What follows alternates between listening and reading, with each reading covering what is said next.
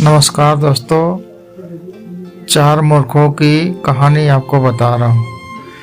एक जंगल में एक ऊंचे पेड़ पर एक छोटी सी काली चिड़िया रहती थी।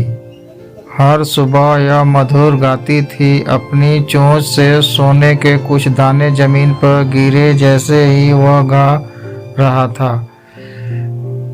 एक सुबह एक बहेली ने देखा कि उसकी चोंच से सोने के दाने नीचे गिरे रहे हैं। उसने अपने आप से कहा, क्या सौभाग्य है, मुझे इस चिड़िया को पकड़कर घर ले जाना चाहिए। वह प्रतिदिन मुझे सोने के दाने देगा और शीघ्र ही मैं बहुत धनी व्यक्ति बन जाऊंगा। फिर बहेलिया ने जमीन पर जाल फैला दिया और वहां चावल के कुछ दाने छींट दिए। काली चिड़िया ने चावल के दाने देखे और झटपटा मारकर जाल में जा गिरी। बहेलिया चिड़िया को पकड़कर घर ले आया। उस दिन से बहेलिया को प्रतिदिन सोने के कुछ दाने मिलने लगे और जल्द ही वह बहुत धनी व्यक्ति बन गया।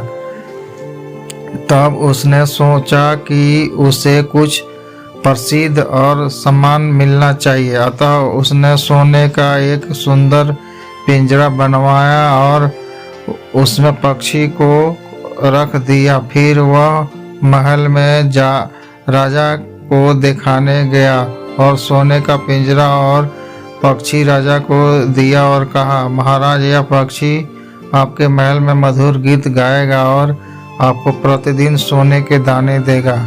राजा इस असाधारण उपहार से बहुत प्रसन्न हुआ और इसलिए उसने बहेलियों को शाही दरबार में सम्मान की सीट दी।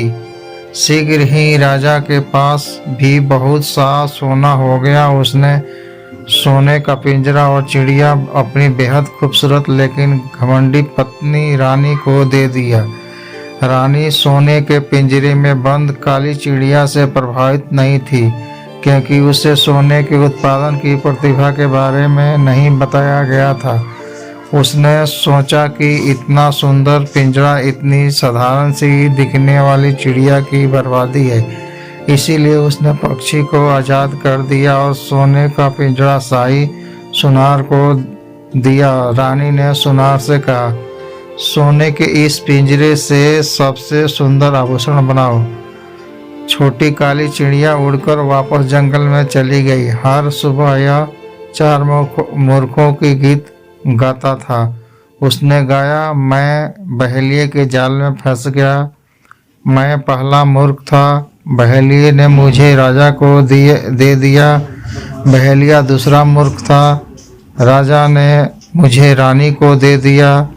राजा तीसरा मूर्ख था। रानी ने मेरी सराहना नहीं की और मुझे आज़ाद कर दिया।